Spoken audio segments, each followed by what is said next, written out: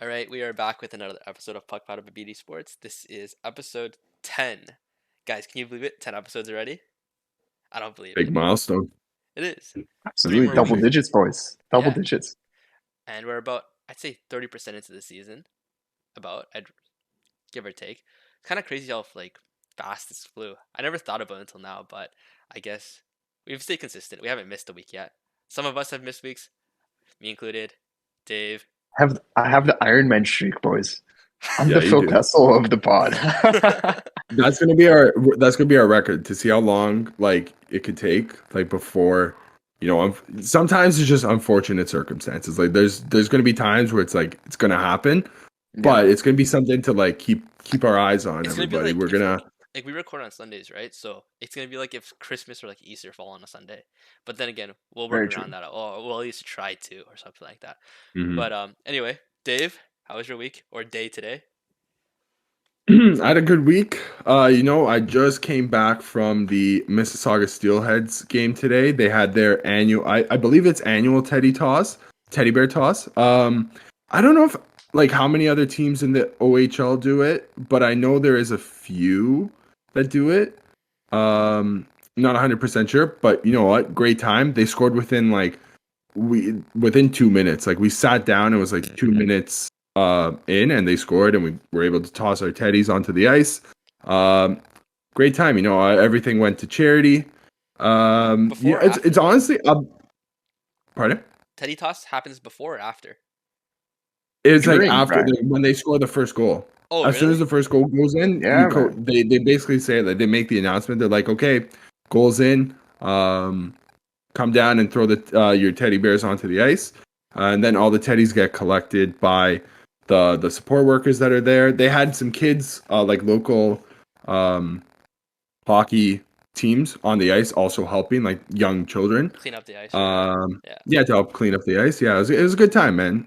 There's so many kids. There's so many kids that go out to the game. It's just something great for the whole family. I'll be honest with you. I love going to OHL games. I've been to 3 or 4 now in the past couple of years. Really good time. Christian, how was your week? That was a pretty good week, pretty good day. A little bit hectic. Did a little bit of shopping with the family, so I was running around a bit, and now we're here. And yeah, you can tell it's hectic because I'm wearing a hat. I was not bothered enough to go kind of make my hair look presentable, so it's okay. Leaf cap time, and yeah, now we're here. I mean, shout out to Steelheads on the teddy bear toss, Dave.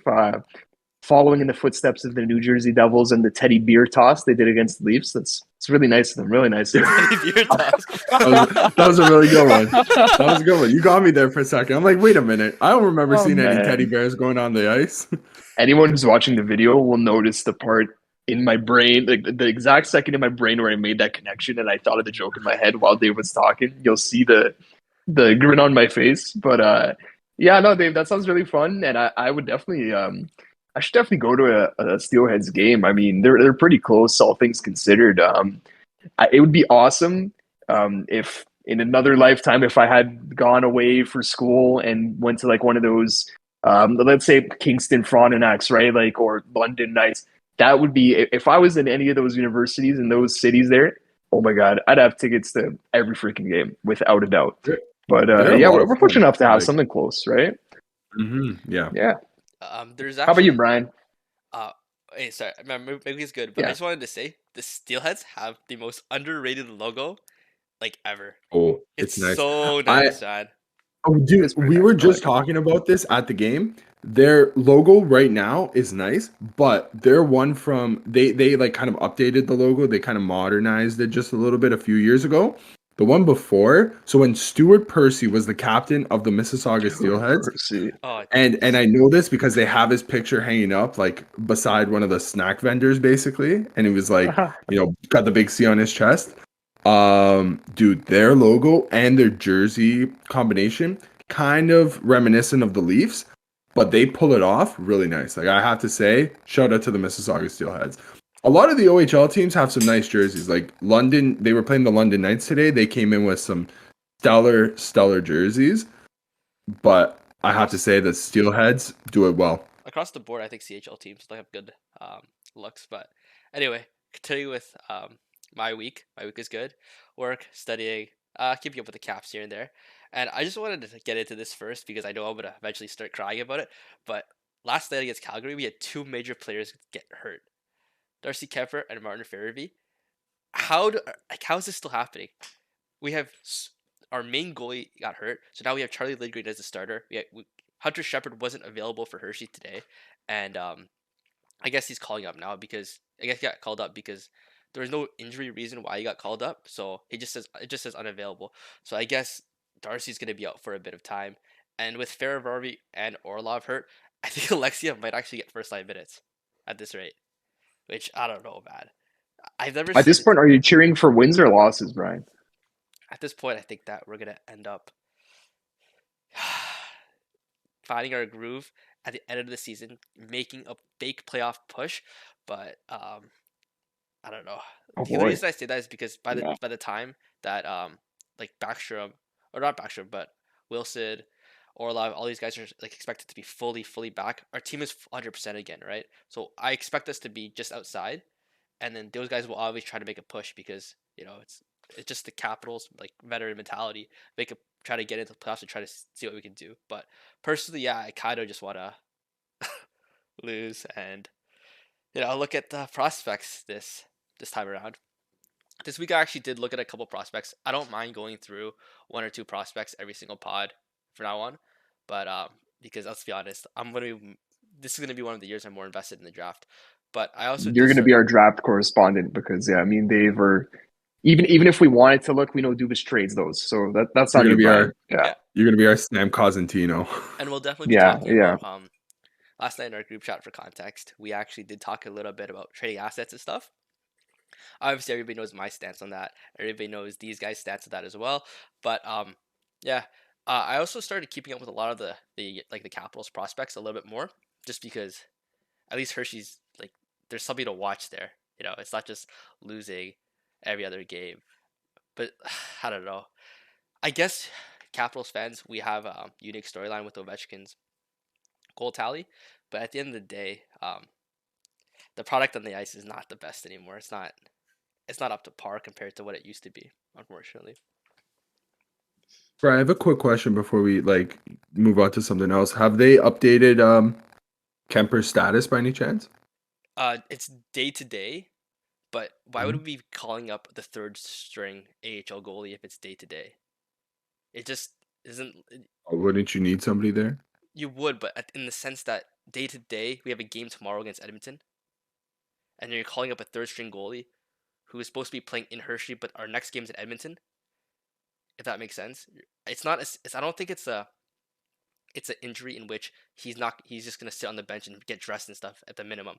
I think he's actually gonna miss one or two games because why else would you call someone over from the other side of the Okay, of the I'm understanding what you're saying Yep. though. Okay, so that's sort of similar to like what we've been going through with Matt Murray and Samsonov. We've had Shalgren kind of up with the team for almost the past month now, but like Murray was injured for basically the whole month of October. Came back like middle of November.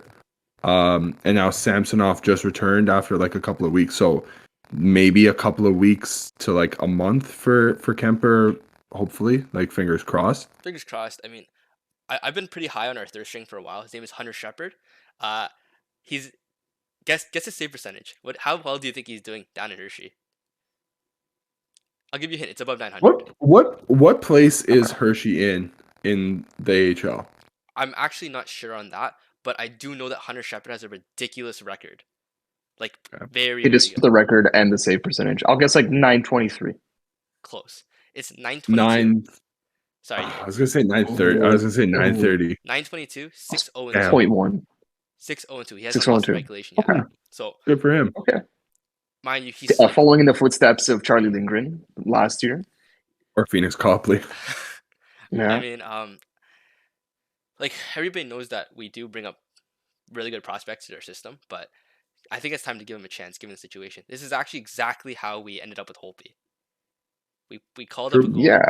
We called up a goalie from the depth system when our two goalies, Thomas Vokun and Michael Neuwirth, were hurt, and Wow.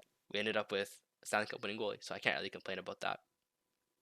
Those are I feel some like that's the names. story with a lot of teams, man. Like you think about when are you gonna throw in a goalie prospect? It usually does require an injury. It either requires an injury or you are completely out of the race and are like, okay, let's just see what this guy looks like in the final 10 games of the season or something.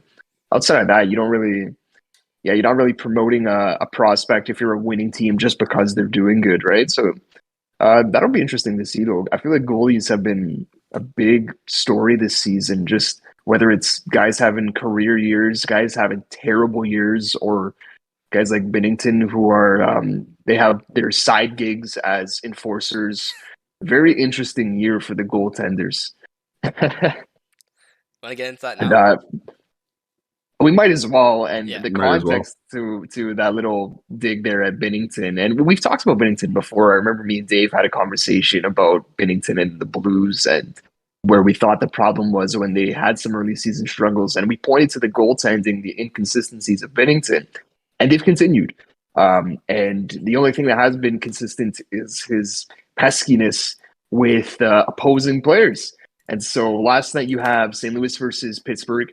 I don't know what the score was in the game at the time of this incident, but puck is rimmed around the boards. It ends up behind the net. Bennington goes to calm the play down, stops the puck behind the net. And as he's making his way back to his net, he gives Jason Zucker of the Penguins the stiff arm.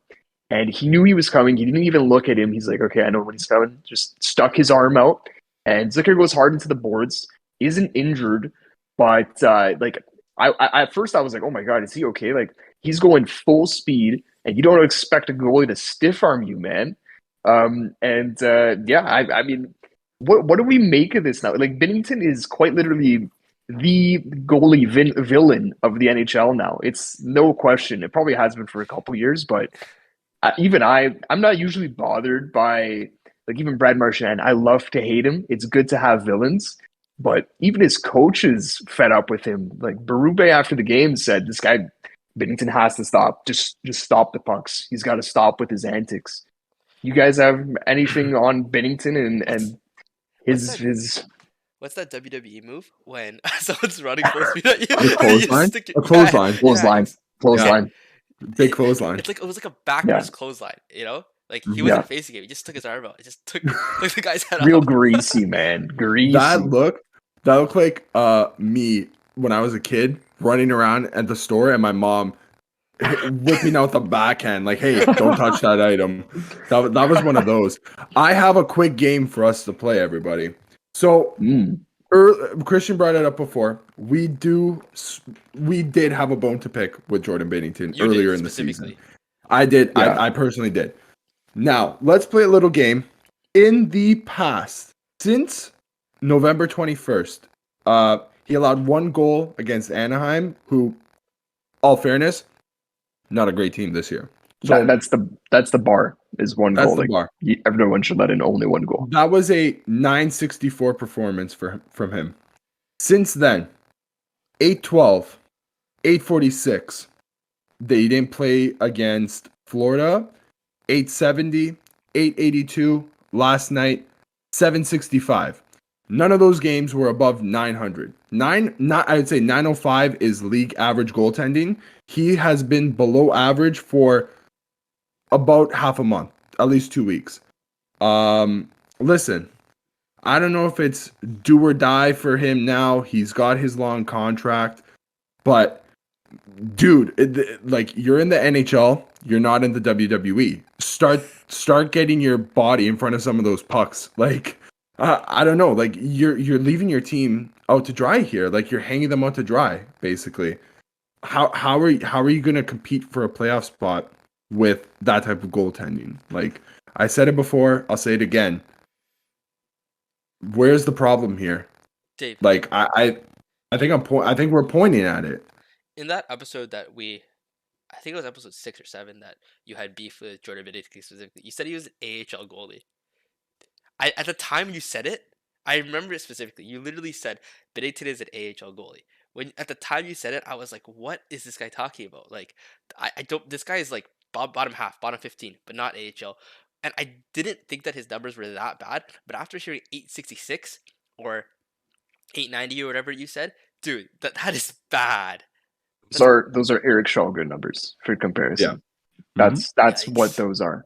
Who is decidedly an AHL goaltender, or at best you call him, oh yeah, he's a third stringer. So yeah, that is no compliment to Bennington.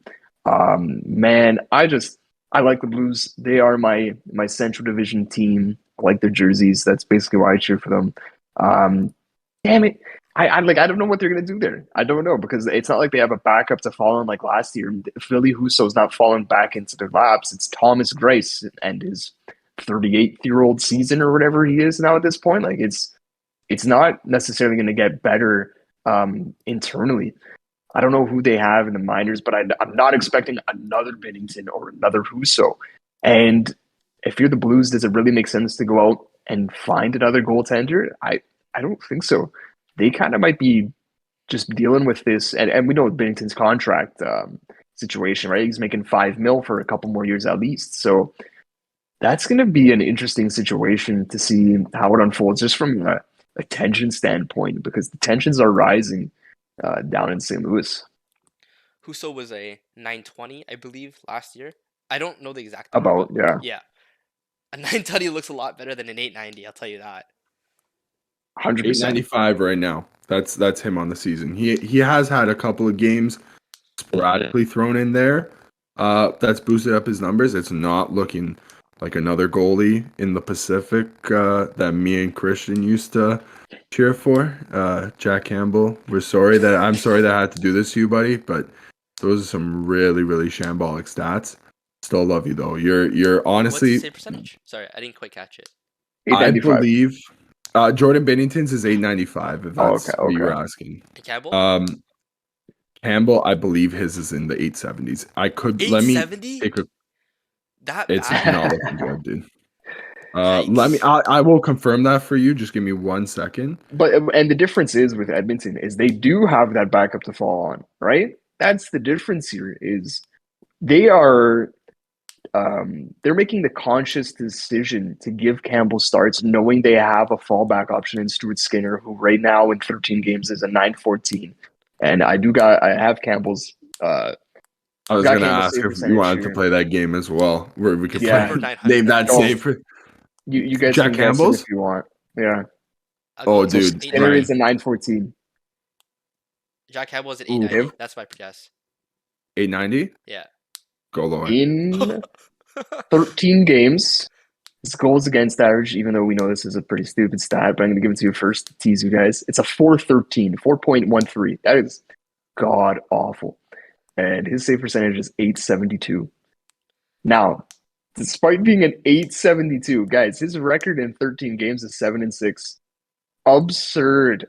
These guys are. You play with Connor McDavid and Leon Draisaitl, right? Like, those guys aren't too shabby at hockey. It definitely helps, 100%. You can't win a cup. 872. You can't win a cup and just start with an 800 period. Like, no matter where it is in the 8, so you can't do it. No team is propping that up. I mean, we might as well stay on goaltenders here. We can even stay in the Pacific. Cal Peterson getting dropped from the team. They're thrown on waivers. Another guy who was signed to a 5x5. And we can even just talk about LA generally, but did you guys have any surprise whatsoever that a team didn't want to take a chance on that gigantic contract, or was it like, yeah, that's obvious? For me, my thing is, like, how is Quick still the starter in LA after all these years? Well, not the starter, but the main necessity. Necessity, yeah. But like, all this time, doesn't it feel like a decade ago that you won the cup? Oh wait, it has been a decade. It has been. It definitely did feel, because it was, yeah. Well, you know what? While we have this conversation, I'm gonna look at Jonathan Quick's stats here. Not even for the regular season. I'm curious about his playoffs, because was he not great last year too? Because like, I feel like this is a scenario where he single-handedly kept LA in that series against Edmonton. That could have been a wash in 4 basically, but Jonathan Quick was, returning to form. He stole a couple. Well, he stole almost, potentially could have stole 2. Like, you know what I mean? Yeah. Like, I don't know if I remember 2012 100%. That was like the year of Jonathan Quick. 2014 I do remember off the top of my head, like I don't have the stats in They had a front of me, stacked team but that year, though. there definitely was like maybe a step back, but his team definitely, helped him out there. Um, I mean, you could argue he kind of stole 2 cups. He almost stole that series against. I don't know if he was going to steal that series against Edmonton. They were really lacking in firepower for most of that series, but Jonathan Quick, he was looking like he was on the road to getting back on that horse, but I honestly I don't think it's there for him anymore. Christian, you have the Oh, numbers? yeah, I do have. So you know what? He wasn't incredible last playoffs, but I also think that's what happens when you play a playoff series against Edmonton. The bar is raised in terms of goals scored per game.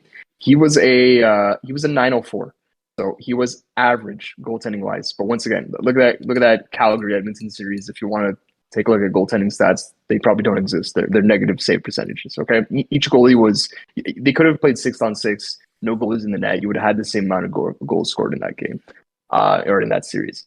My argument still here, and just Dave, that description you gave though about how Quick kept LA in the series last year against Edmonton, you can say those exact same words to a T about what he did against Vegas in their inaugural season, where his stats in 4 games, where they were swept.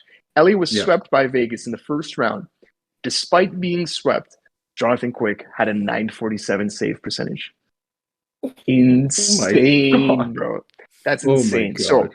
the reason I bring this up, I feel like LA is the type of team where they just have to get in. Just get in, and they can do what they did in 2012. Like, they might be able to be that 8th seed that goes all the way. Because I am willing to take a bet on Jonathan Quick and his stellar playoff record. I am. And you do need to get to the playoffs. But look at that team in LA. Like, I was looking at this a couple of days ago. The stats of some of their forwards is very underrated. Just the depth on this team is very underrated. Your first line of Kevin Fiala, Anze Kopitar, and Adrian Kempe. The player with the least amount of points on the line is Adrian Kempe with 16 points and 27. Kevin Fiala is now point per game. He has been a phenomenal playmaker. He's only got 8 goals, 20 assists. And so from that, what I see is Kevin Fiala can only heat up goal scoring wise. This guy is known as a goal scorer. You've got Trevor Moore, 17 points in 27 games. Phil Deneau now as well. The offense has kept up from last year, 19 points in 27 games. Arvidsson has found his step. He didn't have as great a year last year. I remember he was in and out of lineup injury, and it wasn't really coming together for him. But he's got 19 points in 25 now as well. Your third line has Gabe Vilardi, 13 goal scorer Gabe Vilardi. That's a 40-goal pace, also 19 points. And your right winger on that third line, very underrated, a little bit of a breakout season. We'll see if he can keep it up because it is early. But Kaliev. Arthur Kaliev is coming out now too. 26 games, 9 goals, 8 assists, 17 points. What is Arthur Kaliev's average time on ice per game? I'm gonna Just say take 10. a stab at it. I'm gonna say He's 10. third line. Third line. I'll say 11:30. Dave's pretty spot on there. He's 11:37. Wow. 17 points in 26 games with only 11 minutes of work. Pretty impressive. And this is only the forward core. Sean Dursey's having himself the year as well, and the offense is there with Doughty still. What do you guys think about LA just from a whole team's perspective? They caught me off guard with how well their production looks on their roster. Do you guys think they're kind of an underdog in the Western Conference, or No. still wait and see with these guys? No, Brian? I think that they are still in the spot where they're retooling their roster because, they paid the price for being successful early on, and now they're early in the 2010s, and now they're just starting to get their foot back in. Now you're seeing the prospects get good, come up in the NHL. They're at a point right now where they still have the veteran leadership and the youth, but the youth hasn't developed enough to the point where I see them as contenders. John Quick, I'm a big John Quick guy. I think he's fantastic, but like you said, regular season numbers doesn't equate to getting in. His regular season numbers doesn't equate to the success that he's had in the playoffs. So my take on that is, even if they get in, I mean, how far can this old man do with this new team that hasn't even that hasn't sniffed the playoffs yet? Is what I'm trying to say. because you got to remember Kyliev Fair and enough. Velarde haven't tasted playoff hockey or NHL playoff hockey, right? So I'm not sold on them. Listen, I'm kind of in the same boat as Bryan. Yeah, no, listen, 100%. But some of the pieces on that team, I'd say in the next 5 years, that team will definitely be a force to be reckoned with. I mean, you could already see some of those point productions already. Like, you know what I mean? Right now, I think the first thing that they need to do is start shedding some of the old guard leadership. You think so? One, That's I I I think that I like think we have right to name now, names here because I don't think Dave means Kopitar, Brian. Right? Like, but like yeah, well, like that's the thing though. It's Doughty and Quick, right? yeah. Like Doughty's not up to snuff. I think for right now, at this current moment, LA is benefiting by having Kopitar, Doughty, Quick still on the team, 100%. Yeah. Especially with all those young guys on the team, you need guys like that. Like, you can't just let the kids run riot right off the bat, right? But for them to become true contenders again, you need to let those youth grow. Give them a couple of years to grow into their own, and then give them the reins to See, take hold. for me, those three guys are like winners. You know, they know what it's like to get into the corners. You know what it's like to grit and grind through the hardest times. Like think about how many game sevens they've won between all three of them, right? Those are guys that I want in the locker room. Even if Doughty's not playing at his contract level, his mentality is at his contract level. His mentality is worth way more than that.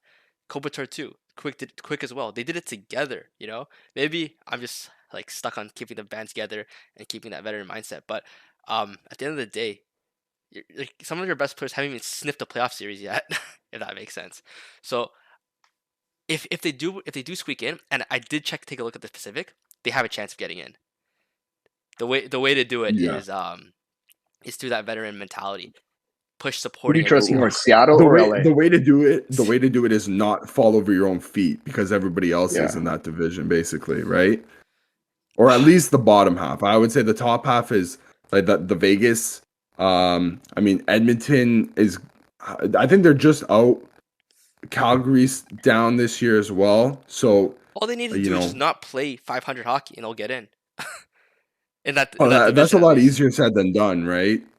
It's It's true. you It's know. true. But come on, like the Flames have not been too hot, even though they crushed us last night. The Canucks are, a mess, and the Sharks and Ducks have no chance of getting in. No chance. Yeah. Yeah. Well, the bottom Nashville's half of also that. there. Pardon me? My president's trophy choice team of the Nashville Predators are not in the playoff spot right now. Just want to say that. Just want to give myself a little bit of an L there. I actually So looked far. a bit at the Predators. I actually looked at a bit of the roster. They're not that, they're not that bad on paper. Dude. But everybody knows that Christian and David know at least that I'm a big Ryan Johansson fan. I think he provides insane value. Look at his face-off numbers this season. Well, not value per points, but defensively, his Corsi's fantastic. Well, you know what? I like last year, you could say he did provide the point production, and I think he's kind of replicating it at least to a certain degree so far this year. I think my whole argument with Nashville there was depth upon depth upon depth, and I'm looking at some of the guys that they've got playing for them instead of someone like Phil Tomasino, who I had as someone who could break out because he had, I think, 35-ish points as a rookie last year. They've got him in the A, while they have names like Michael McCarron, Mark Jankowski, and whoever Cole Smith is in their lineup on a regular basis. Yeah, I don't really like whatever lineup decisions are being made here. Whoever is in charge of those, Eli Tolvanen once again. Yeah, that guy's got 4 points in 13 games. He's going to be a deadline send off for sure. I mean, I remember when his hype was like his prediction was like 30 to 40 goals a year type of player, but wow, and that was after fallen. His stock has absolutely fallen, and that was after. Do you guys remember when Jimmy VC was the hottest commodity with the Predators? And it's like, this guy's not getting signed, so everyone get ready. This guy can score 30 goals in the NHL this year. This is like 2015-16. And Madon, oh Oh boy, my what god. happened there, Oh man? my god. The We got talk to town was the Leafs should go get Jimmy Vesey because his dad works for us, and then we could go trade Nylander, and we could have Trey Nylander for Stamkos VC. and Jimmy Vesey. Whoa! I just went down that rabbit hole real quick. National Predators, Dark times. Tough times. not as hot. Tough times. They're not doing too hot, obviously, in the standings. But guys, I just wanted to shout out Ryan Johansson. Look at his face-off Okay, numbers. so what's Look at his face off? Can you Like, give us his face yeah, off do you numbers, have them? bro? I know off the top of my head right now in this very moment, his face-off percentage is 60+%. Oh my That god. is ridiculously high, given That's that average is what, unreal. 40, 49? But 60% face-offs. He's Yeah. averaged over 50 his whole career, 55%. If he could get his production just a little bit higher, dude, defensively he provides the value. I know See, you that's what I'm guys. saying though, man. Like I like a lot of the players on Nashville. Honestly, Johansson, like he's not one of my favorites to be honest, man. Okay, so here's his production. He's got 7 goals, 7 assists, 14 points in 21 23 games. So 0.61 points per game. So where does that throw him at? A bit of like maybe a 55 point getter this year, which I mean I wouldn't hate that production out of Johansson. His face-off percentage is 61.2, Brian. So we can confirm you were telling the truth on that one. But the guys surrounding him on the points list here, like Forsberg. Do we have anyone who's not a fan of Forsberg here? Brian, we I'm not a understand fan. his. Oh yeah, Brian's not a fan. He's got a certain 100%. disposition. Duchesne, I've always been a fan of. It's nice to actually see that his production has kept up. He's got 21 points. Yossi's come around, and Michael Granlund. Michael Granlund's an underrated guy. The Leafs are interested in him as well, and he's low key provided some good value for them. 18 points in 23 games, and you don't need a rider, man. They got Niederreiter this year. Just about to say, I think Niederreiter's the one. Niederreiter's been the one that's been in talks this year for the Leafs. I've heard more about Nino Niederreiter this year than I think anybody else. I'll be honest with you. It's like him and Timo Meier for Timo Meier, potential trade targets. Wow. Yeah, Well, expiring the deal. thing with Timo Meier, like Brian, do you understand the context surrounding Timo Meier's contract here, or I don't. or no? What Okay, so I think he's making $7 million this year. He's RFA status at the end of the year, but his qualifying number 9. is 10 million. Yeah. So they have a couple options. Because he's RFA status, like I think it's not as worrisome because let's say San Jose keeps him. Yeah.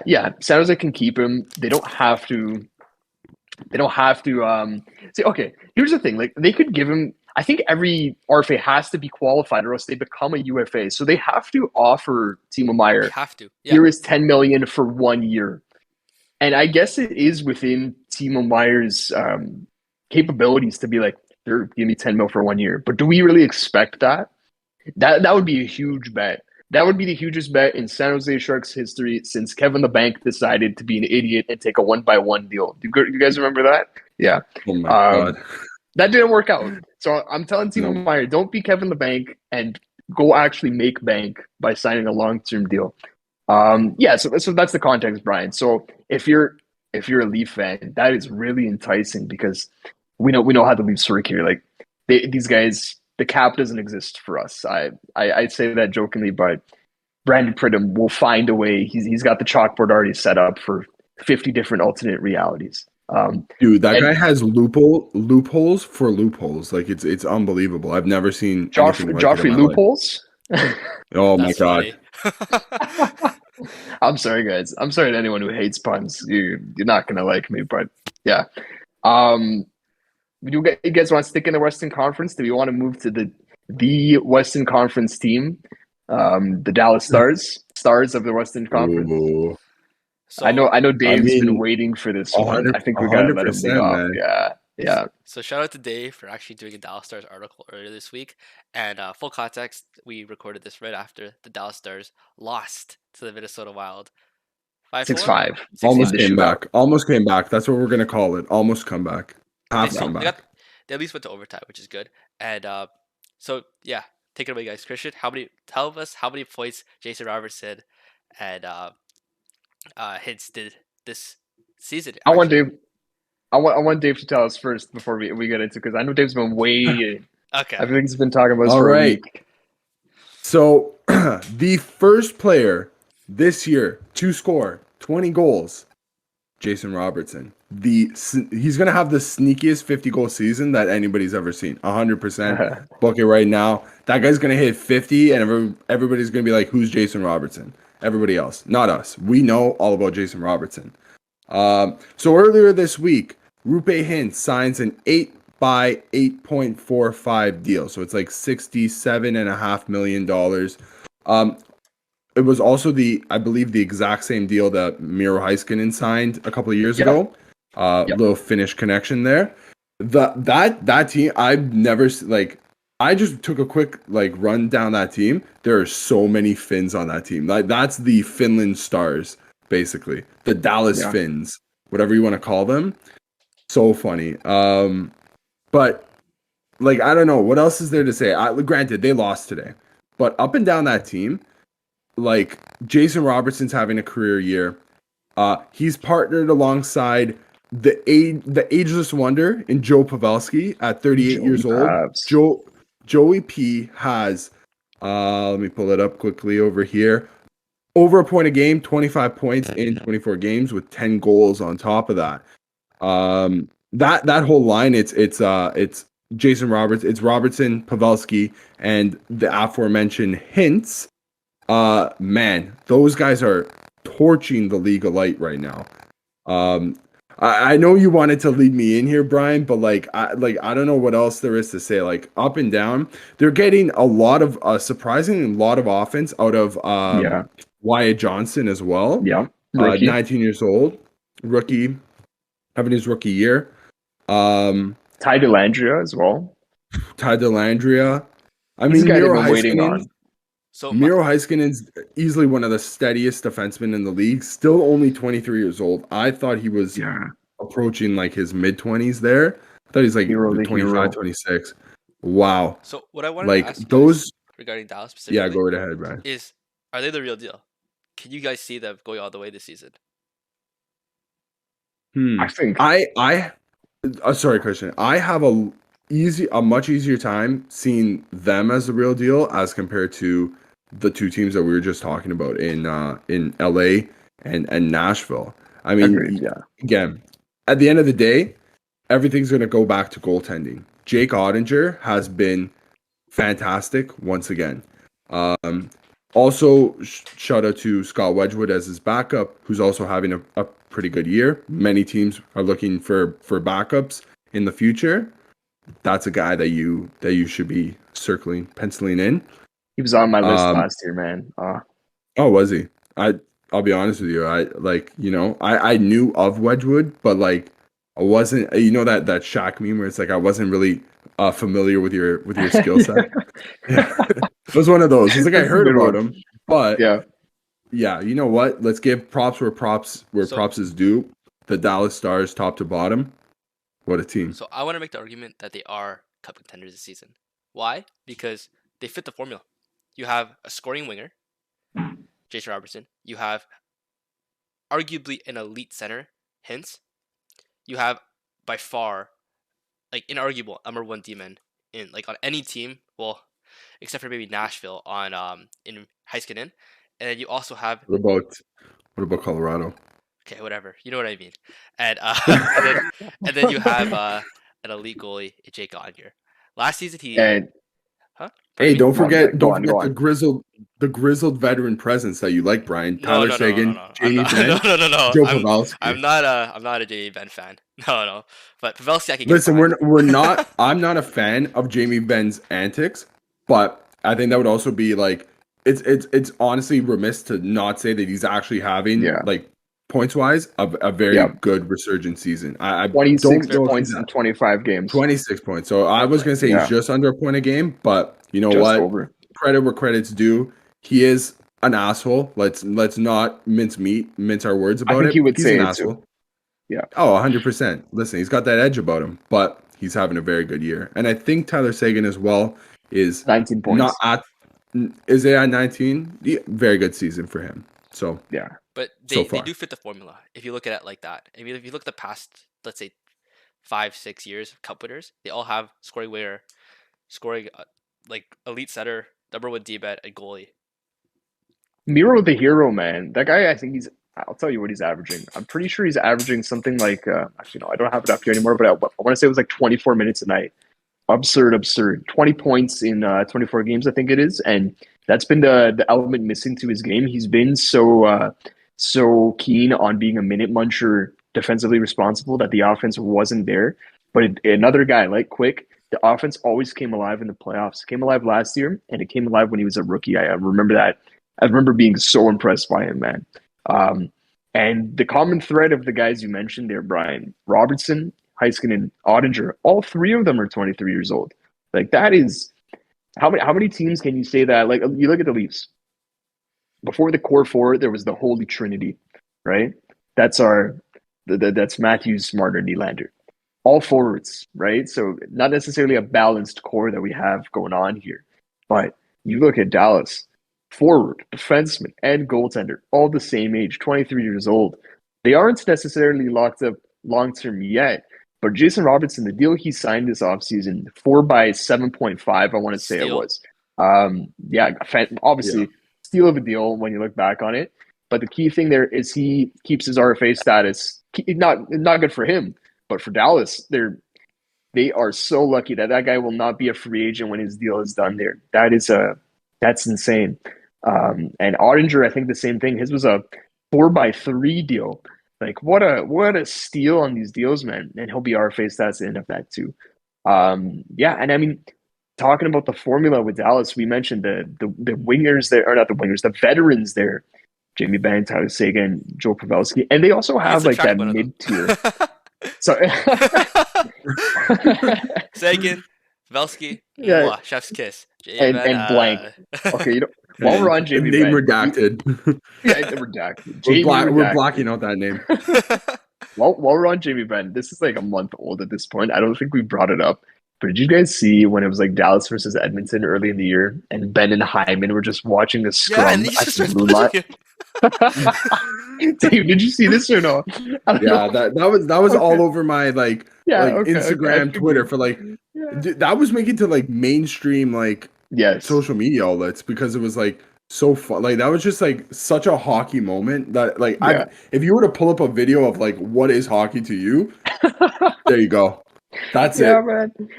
On the same note, just because I'm here, I have to bring this up too. There was also this is the Edmonton Rangers game where Edmonton was up 3. No, Rangers were up 3-0. Edmonton comes back. Draisaitl scores an OT, I think it was, and he skates by Trouba as he's celebrating, and he literally just whacks Trouba's stick out of his hand, and Trouba doesn't even react. I know a lot of Rangers fans are mad about Jacob that. Jacob Trouba has had a rough week. After that game, man, Ottawa came into town and he had to go fighting fisticuffs with Brady Tkachuk, a caged, uncaged Brady Tkachuk, basically. Like, he was let loose that game. Holy smokes, was that guy flying around the rink that night? Man, that is one player when he's angry, you definitely don't want to come across. And Jacob Trouba took the full force of that. So listen, I'm not a big Jacob Trouba fan, but I do have sympathy for people. That guy has not had a great week. Sometimes give your friend some hugs because that guy needs one right now. The Rangers as a whole. I got no hugs for him, bro. Yeah, I got no hugs for Trouba. Before we move on, because let's talk about the Rangers too. Before I sidetrack us with all this stupid antics talk, back to Dallas one more time. What I was getting to is they have those top tier veterans, but they've also got those middle tier guys in their prime. In Mason Marchment, who's been he's just hopping along at his half a point per game, but I think I'm a believer in him now, and I think the advanced stats have shown that he does drive play. So that's a key guy to have. And how many forwards have we already mentioned? We already mentioned 6, a top 6, and so he's your 7th best forward. That's really good. And then Esa Lindell is another shutdown guy that they have. I know most people know Esa Lindell at this point. We brought up Wyatt Johnston and Ty Dellandrea as the young guys contributing. There's also the trade they made before the season for Nils Lundqvist, who's done well for them as well. I think he's got about 6 points in 20 games, but it's not like he isn't being too sheltered from what I've seen. I think his ice time is averaging at about 18 minutes. Like, this isn't one of those guys that you only trust him on the second power play and against the fourth line. He's contributing for them. And another thing, going into the deadline, this is a team that's got prospects as well that they can spend. They've got Maverick Bourque, who's only 20 years old. He was on the Canadian World Junior team last year. You've got Riley Tufte, who got a lick of the NHL last year, not too much, but other guys like Logan Stankoven. This guy's got like 42 points in 19 games in the WHL, and they just drafted a guy, 6'6" defenseman in the 18th or in the first round, 18th overall, Liam Bixel. So they've got prospects, man. If they want to take a huge swing at the deadline, they can. This Dallas team, we haven't seen its final form, and that's kind of scary to think about. You added Brock Boeser to that. What are you guys thinking? Are they lethal or what? Wow. Let's talk about that maybe before we go to the Eastern Conference. Like if there was a rumor coming around that Kyle Dubas is interested in Brock Boeser, I don't want it. I don't want it. It's Why? You'll tell your side of the story. Like we know you're a big Brock Boeser guy. I like Brock Boeser, but for me, he's too far removed from his rookie season where he was fully healthy. And we know that he had that really stupid injury. I think it was at the end of his rookie season, right? Yeah, on the bench there because of an open door, like really bad luck. But since then, and he also had a back injury after that. Like, this is a guy who's got to prove to me he's fully healthy before I'm giving him that type of responsibility. I think the team that's going to take a swing at him has to be like a rebuilder that has patience for him. Can't be a contender that wants to throw him to the wolves on a playoff run. I don't think it's going to work out. Okay, so I think that it's a very, very like enticing move. So we know that Vancouver has to make a move. We know that Boeser's likely going to be the odd man out. We know that this guy is far removed and he's looking for something new. We also know the story where he is a grinder his whole life. He didn't come from money, which is why when they threw the contract at him, he took it. We know that he can fight through struggle, and I'm into that personal story. I'm into the storyline, and this is a redemption story that I think that GM should bank on. Simply just because of the fact that we know what he can do and we know the production he can have. Yes, he's had injury issues in the past, but it's something he can definitely come back from. I mean, think of all the players that you've seen come back from injury. Why can't Brock Boeser be one of those, considering we know he can fight back? Brock Boeser's going to hit 40 goals Brock Boeser's going to hit 40 goals on a good line if he stays healthy, and I think that's something that we can take a chance on. I don't know the value of him right now. I don't know what Vancouver is looking for in a price, but obviously I wouldn't mortgage the future, but I'm definitely, ready to pick up the phone if a number comes up that's up my alley. Not the Capitals specifically, but because we're probably not going to make the playoffs. In general. But if you're looking for a 1-2 winger, like, why not? Especially on a retained Don't you side. think though, like it's a timeline thing? Like that's I guess that's my argument. Like Leafs and Capitals, from our standpoint, I don't think he fits the timeline. Like I know I think he's 25 or 26. He fits the timeline age wise, but I feel he needs a nice reset. You look at Kirby Dach, he got that reset in Montreal on a team that has patience. Like I feel like Boeser kind of needs that. Like he needs the pressure off of him in terms of you need to succeed right now in a top 6 role. He needs some time. So that's what I think. If there's a team that's looking to contend next year that is okay with a bit of losing this year, all right, I feel like that's the fit he should be looking for. If that makes sense. No, that so does would that make be sense. like? Would that be like, say, in Anaheim? I know that they've been trying to push now for a few years, but it just has been coming off, and I think they definitely regressed this year a bit more. Yeah. Maybe adding somebody like that to your top 6. Playing alongside some of those guys at the top there. Listen, I personally don't have any thoughts on Brock Boeser. I'll be honest with you. Not a fan. I honestly never been high on him. I'll be honest. I just want to bring up the point that I said at the beginning of the season I wasn't convinced on the Canucks, and man, that prediction's starting to really age like a nice Pinot Grigio, a nice Chardonnay Sauvignon Blanc. That's a nice fine wine right there. I honestly I didn't know that. I didn't think that they would be this bad. I thought that they'd be fighting for a playoff spot, but right now it's like catastrophe central over there. I can even see myself. I don't think that Brock Boeser's numbers are that bad. I'm not too sure what his numbers are off the top of my head, but I remember it being relative to his line, like relative, like maybe a 0.7, maybe a 0.8. His goal scoring is like abysmal, but he's getting the assists, right? I mean, he was projected to be a goal scorer. He was projected to be a 50 goal scorer in his career at one point. But where I'm getting at is why can't he just reinvent himself? You know, we've seen it done before. We know he's a hustler. We know he can fix that. We know he has the work ethic. He's the type of guy that I could see fully change his career if he gets the opportunity to. I'm high on him. I'll be honest with you guys. And just imagine.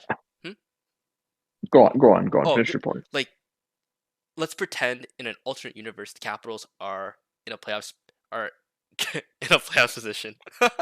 That feels weird to say. How good would he look on a line with Kuznetsov, or like somebody who could actually pass the puck to him and play with him like that? We know he has a lethal shot. Maybe it's not showing this season, but at the end of the day, like you said, he needs a fresh start, and I'm very interested. Is what I'm trying to say at the end of the day. Yeah. Brian's giving the debate for Brian McClellan. He's saying, "Hey, this, and that. Go and get Brock Boeser." That's what Brian's saying here. Brian, what is his defensive prowess like? Like, is he trustable in his zone? Because we know he's a scoring winger. No. So that's a problem. Like if I'm the Leafs, for example, once again, like you don't bring too much about, like you have to be able to play in your zone, especially on this year's Leafs team. That is an identity of the team, is everyone plays in those. Even William Nylander now. Like I've got no qualms about him. He plays in the offensive zone as well. I think I think he plays defensively in the offense. Yes, Nylander, like that's a if great you're not point. even doing that, like. But this is a team that's okay with JT Miller. You know, like that shouldn't be. That's not good. Like my argument here is that on another team, a team with structure, they wouldn't tolerate that. They wouldn't tolerate that, you know? And I'll give you a great recommendation. Great team. Just off of structure. Take a guess. What team? Who is the pinnacle of structure? Yeah. That's the perfect fit. That could be 100%. We know this team was interested in Kadri in free agency. Like they want to add offense. They need game-breaking talent. That's a team that even if you're not sold on Brock Boeser becoming defensively responsible, his line mates will insulate him if he doesn't. Right? So, Barzal great show, Brian. Maybe Barzal unlocks that goal scoring touch again. You never know. Yeah. I think personally it's just right now for Boeser, I don't think it's even like you brought up injuries. I think honestly change of scenery for a lot of the guys on that team might honestly be the best. Like I don't know how many of them need to change the scenery, but I know for sure there's at least a few of them. There's something definitely rotten at the core of that team, unfortunately. And to sacrifice, you got to get rid of a few of the pieces. Maybe it's not the pieces that you envisioned getting rid of before. 2 years ago. Yeah. Like, well, Brock Boeser is somebody that you realistically wanted to build on. I still can't believe you guys aren't sold on this guy. Like, genuinely, I can't believe you guys aren't interested. Listen, dude, I'd be interested. Another thing too, Brian, is like how you got to make the money work as well. That's the one problem for a lot of these teams. If you go down cap friendly right now, but you can't tell me that. And then Canucks money, like Canucks have not been. No, they manage their cap like garbage. Not made the Tucker Pullman's making like 3.25. That's almost there. That's more than half. There are only 5-6 teams under $80 million in current cap hit. Like, you know what I mean? Like you also have to realize like the money also needs to work as well in order for the trade to go through, right? So I bet you I bet you there definitely is teams that are picking up the phone that we don't know right now, but there's also a lot of teams that are, you know, they're hitting the hangover. They're trying to they're putting numbers here and here and there, and it's like, I listen 100%, Brian. No, you do bring some good points to the table. I don't I think the talent is still there. I think Christian brought up a good point with his injuries. Like, he's had a rough go of it. But 100%, like, there's definitely calls going through. Like, there's no doubt about it. Would I personally be ringing up the phone lines for him right now? Who's your second Maybe line right not. winger? Right now? Yes. It's Nylander. Okay, Yeah, never mind. yeah. Never mind. No, yeah, the right Yeah. side for the Leafs has been in stone for the It's the past left. half It's the left decade. side. That's Yeah. been a little bit lacking. Okay, never mind. Yeah. I was gonna say, like, he's probably gonna be better than most players second line, Yes. but I guess you guys are the exception. Yeah. But then I've again, got a couple. Sorry, Brian. Then again, what? but then again, like you said, the money has to work. But Dave, you're also the guy that always says, "Oh, the money will work in a year because the cap's going up," right? Yeah. Okay. Fair enough. That's fine. But I'm also talking about, like, right now. You need Has to to work make for the this money year work still. to Yes, add that's true. add this guy onto the team. Yeah. So there definitely is ways to do it. I'm not going to sit here and say, like, oh, this is the way to go. That's not my job. I'm just here to pick apart, pick everything apart about the NHL. That's going to be the job for 31 other people. Yeah, 31 other people, right? And their support staff. I 100% though. I would he's already been almost scratched. I believe yesterday he was supposed to be healthy scratched, but then he had to come in as, like, injury replacement. So that's got to mean that there's something on the way. I think the bet is 100% by this trade deadline though. He's going to be on another team. He's going to be in new uniforms 100%. I think that's a safe bet that we could put on. Okay, I think that's I've a good got- place. Oh, sorry. I was gonna say let's go on break. Sorry, Brian. I was gonna say let's go on break, okay. but you can finish. Let's go on. Okay, I'll make it really quick. here. And by really quick, I mean I have 3 gigantic points, Brian. No, I do have 3 points, but I'll make them. I gotta pee, bro. Point number 1. Oh wow, so new here. On the If hour. you haven't listened, yeah. Brian's got the smallest bladder in the world, Guinness World Record. Once again, it's behind him. You can see it there. Okay, point number 1. I'm pretty sure we heard that the Penguins are interested in him last year. That's another Oh team my that goodness. should be interested. Yeah, Brian's like, no. You know what? They did get Raquel last year though, so maybe that takes them out of it. Just wanted to bring that up. Second thing, Brock Boeser is pretty expendable for the Vancouver Canucks because of Andrei Kuzmenko, the guy who's come in and has like freaking 21 points in 25 games. The guy totally made Boeser expendable. He's making less than $1 million on this deal that he came in on because he came from the KHL. So there's your new top 6 right winger. And so it is just kind of good asset management from the Canucks to get rid of Boeser after a whole lot of bad asset management. Last thing, and a bit of a sadder note, but we know that Boeser lost his father over the offseason as well. And that could play a part in his play and wanting a change of scenery, because I can give you 2 other players in the past couple of years who went through the same thing. 3, actually. Number 1, Adam Larson in Edmonton. His father passed away while he was playing at Edmonton, and in free agency, he admitted, he said that was part of my reason I needed to move on. I just needed to go somewhere else to move on in my life. OEL, same thing in Arizona. I'm sure if you ask him, that could have played a factor in him wanting to go. And we know that, let's not say that OEL is a star now, but again, in Vancouver, but he's improved his play since the Arizona days, the latter of his Arizona days. Yeah. And even Matt Murray as well, we could bring up.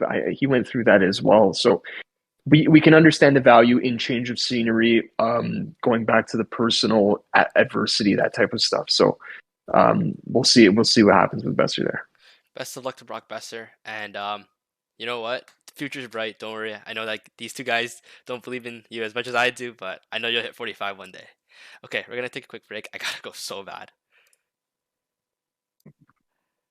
All right, so we are back. I just got back from the washroom.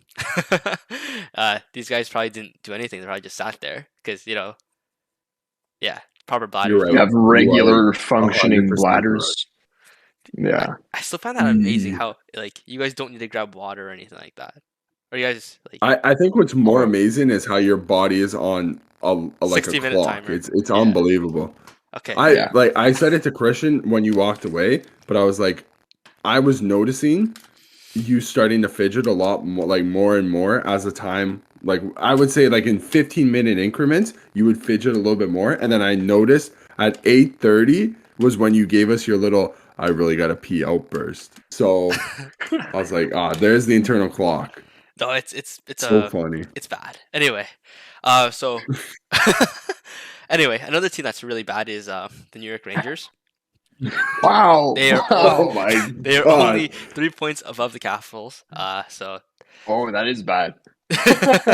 oh yeah, how the mighty have fallen and gotten back up and Yeah. then fell again. But yeah, the Rangers are, I believe they're at 30 points that we're at 27 or something along the lines of that. I'm not too sure off the top of my head. I know they're sorry, 27s and 27 and 24. So it's even worse than what I thought. But yeah, the Rangers aren't doing too hot. You guys still think that they're contenders or what? Because like I know I was sold on them at the start of the season.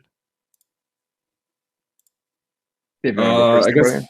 Yeah, I guess I'll think. I think honestly, it's like kind of like a wait and see type of situation right now. I know Shesterkin's kind of come out recently and was like, "I've been bad." Like he's owned Yeah. up to it. Fair enough. Like, listen, everybody's entitled to some bad stretches. Definitely, they're definitely not living up to that. The heights that were set Preseason upon hype. them. Yeah. Yeah, I mean, granted, you made the Final Four, so expectations get higher. I mean, you're not living up to it right now. I think again, we talked about I think 5 or 6 other teams recently before this of people that of teams that need to turn it around. I think of all the let's say the 6 that we talked about, I think they probably have a really good chance of turning it around before the end of the season.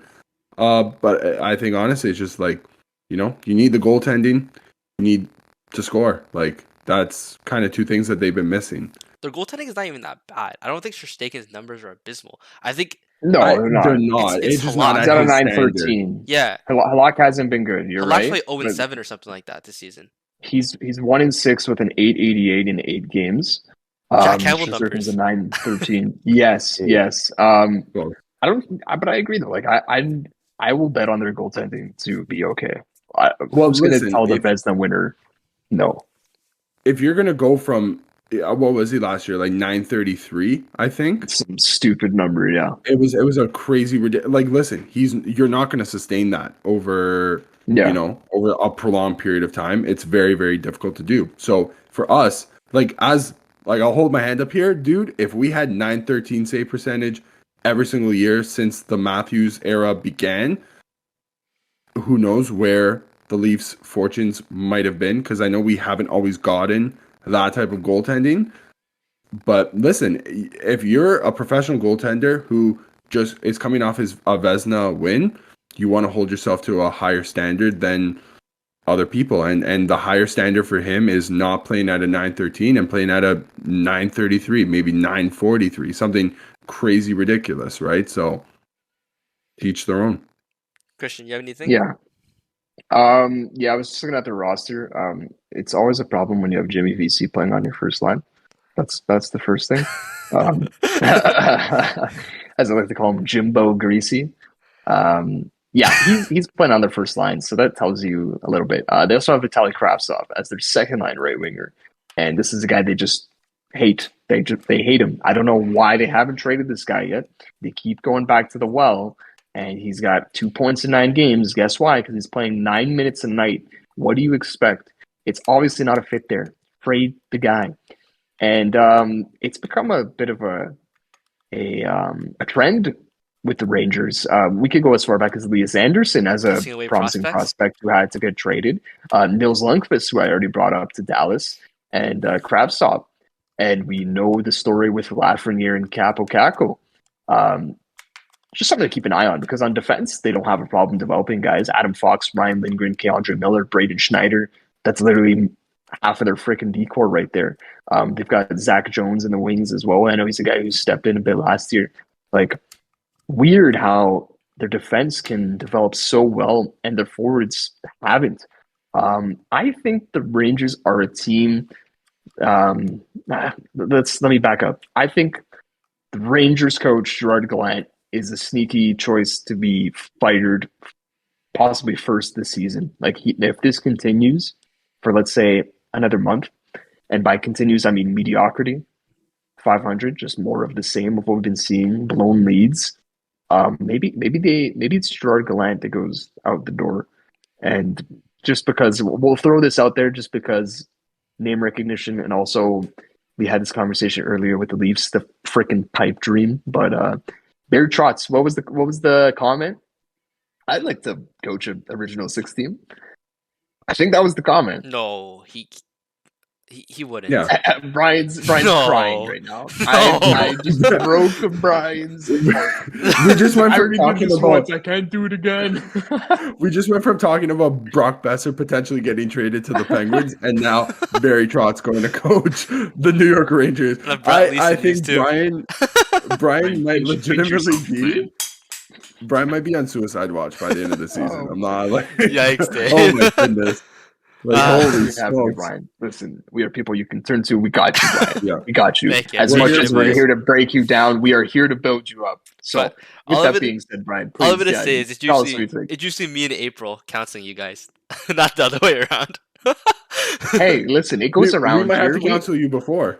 Okay. Yeah, It might be March funny, when we Dave. start Very counseling funny. you. This is a mutually Sorry. beneficial situation here, boys. Right? Come on, there's plenty to go around. Anyway, back on the Rangers. I still think that their team is so good on paper. On paper, they look fantastic. Dude, you listened to what I said there about their top six right wingers. It's Vitaly Kravtsov and Jimmy Vesey, my Yeah, friend. but That's a problem. Kako plays right wing too. You know, it's one of those things But, where you like- can promote him up. It looks better on paper than What has happened to those two picks? Like, Oh, you have yeah. two former lottery picks sitting Also, on your third line. how I can don't you know. I don't know. How do you I don't guys have a gonna good answer. How can you guys discredit a team with Zibanejad, Panarin, and Trocheck? Like, Those are not the problems. I'm not Listen, saying I'm those are not- the problem. Yeah. it's I haven't discredited them. You know my stance on this, Brian. Like, we also got to remember You know. too. Like the They've also division- got sick jerseys, bro. yeah. okay. Okay. Fair. You know that I don't Reverse diss teams retros. with sick jerseys. Yeah. Okay. They actually suck in the reverse retros. Like, their record in them is, but man, I love them. I Okay. I don't know know. that Brian hates them. Yeah. Yeah, I know. I'm not a fan of the reverse retros, but guys, come on. Zibanejad, Panarin, and Trocheck 1, 2, 3. Like, that is ridiculous. is Kreider still there too? Kreider's still there. Kreider, yeah, no, and Kreider's having another good season. He's got 12 goals in 26 games. That guy So gives not me 50 PTSD. point. That's one of those guys that cares. But like, he'll have a 35 goal season. I'm not worried about that. And Zibanejad's like underrated. Like, the guy doesn't get enough credit for how good he is. So I'm not gonna tell you no there. But man, like, if you ever go into the advanced stats on Capo Caco going back to his rookie season, they have never been good. Like, in his rookie season, he was the worst of the worst. If you were to, you know, when you go on some NHL stat charts and you go to the filters and you want to filter best to worst. Well, if you do worst to best, yeah, Capo Caco rises to the top. I still remember when he was I drafted. don't. Yep. The 2019 year, that was the one year that like I was like super into the draft, right? Because that's like the US's like best like year ever. Jack Hughes. Yeah, I was so surprised that they were even comparing Hughes to Capo Caco, and I was even surprised that Capo Caco was even going like before all the other US guys. Like, genuinely, like Zagreus going at 11 was ridiculous. York going at 14 Yeah. was ridiculous. Spencer Knight at 15. Oh, they should have went 1, 2. Like, the first 7 picks should have been like US players. If Yeah, you look like at, if you look at I it now, wasn't. how do you guys not like? How did people not see it? I don't know. I wasn't huge on Capo Caco. That I remember that season. Like, I think he played for TPS Turku or whatever. Like, I remember seeing highlights. I'm like, yeah, the guy looks good. He's a big guy. He uses his body. Looks pretty good, but does not compare to the dynamic Jack Hughes, who he's just a dynamo. And I know he had a down draft year, or like going into the draft, he didn't have as good a year as he did before. But no, I never. I feel like that was a lot of artificial media talk. Yeah, like Prop up a story. I don't know. Yeah, do I think Capo Caco is a fine player? Like, do I think he can be good? Yes, but I don't know. I feel like that's kind of deep dive worthy. I would definitely have to get some Rangers fans' takes on what the hell is wrong with Capo Caco and Lafreniere, who I've got more faith in. But even him, 10 points in 26 games. But I feel like Lafreniere was he was decent in the playoffs. I remember last year, like he had a little bit of a step up, and I think Capo Caco once again it goes back to maybe why they need a bit of a coaching change because he scratched in the final game against Tampa in that series. I'm pretty sure he was a healthy scratch, and I think so so. so many people were like, "What the hell, Gallant?" Because he was playing good. So I like the Rangers. I like the team.